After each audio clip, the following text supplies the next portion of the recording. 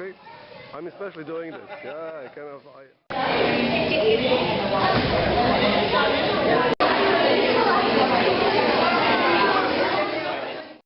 Academic award in grade 4 goes to someone with a very highly analytical mind. He is an avid researcher.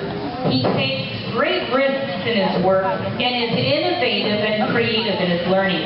He doesn't just complete a job, he explores it thoroughly on his own initiative and enjoys sharing his learning with the class.